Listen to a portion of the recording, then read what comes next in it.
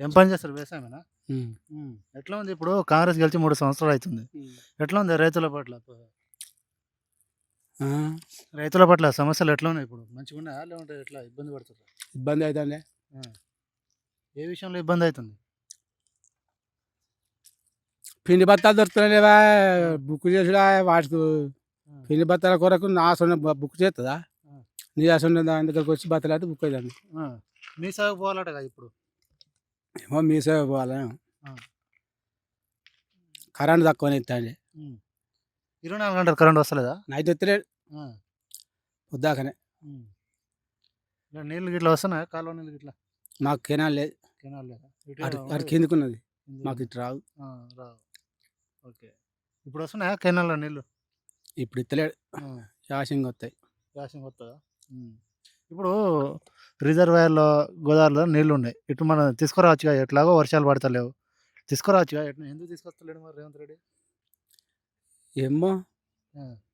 కింద ఆంధ్రాకి పోతుంది ఇరుదాగా. ఉమ్. ఇవన్నీ చూసిన తర్వాత రేవంత్ రెడ్డి పరిపాలన ఎట్లా ఉంది? ఇది మంచి లేదు. ఎందుకు? కరెంట్ ఎక్కువ, కరెంట్ ఇస్తలేడు, ఆ పిండి బత్తాలు దొరుకుతలేదు. ఇది ఏమున్నది?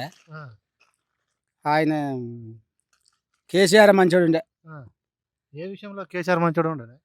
వ్యవసాయానికి అయితే మంచి రైతులు మంచిగా కలుసుకున్నాడే. ఆ! కరెంటు ఎప్పుడు చూసినా కరెంటు ఉండేది. ఆ! ఎప్పుడు పడితే అప్పుడే పిండి బత్త అందుకొని వచ్చేది. ఆ! పిండి బత్తాలు కూడా నిన్న 10 రోజులు తిరిగినాం. హ్మ్. పెట్టుబడి సాయం పైసలు ఎట్లా వచ్చేది అప్పుడు? పెట్టుబడి ఆయన పాపం మనకు అందించేది. ఆ! ఈయన ఈయన వచ్చినప్పుడు?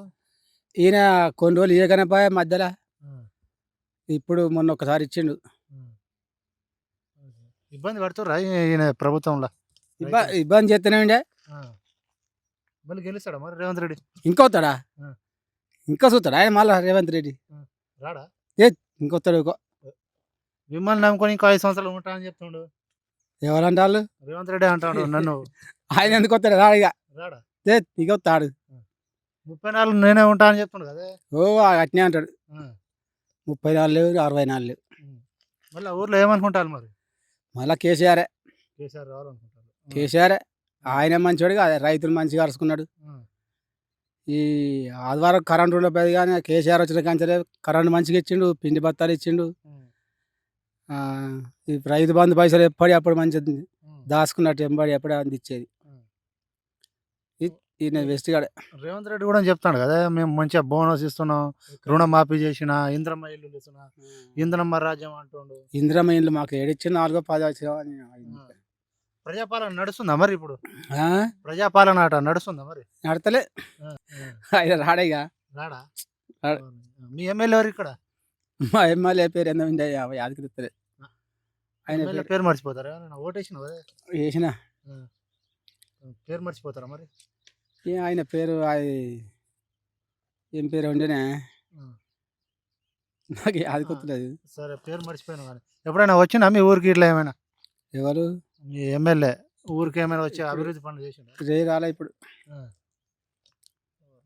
మరి గెలుస్తాడా మరి మీ ఎమ్మెల్యే? కాంగ్రెస్ అక్కడ మళ్ళీ కాంగ్రెస్ అంటారు మీరు. ఇంకా కాంగ్రెస్ అంటారు. రాదు. ఇంకా కాంగ్రెస్ అంటారు. ఒకరి కాంగ్రెస్ రాదు. ఈ రేవంత్ రెడ్డి ఏం పాపం చేసిండు మరి? అందరు ఘోరంగా తిడతారు. ఆయన మంచిగా తిడతారా?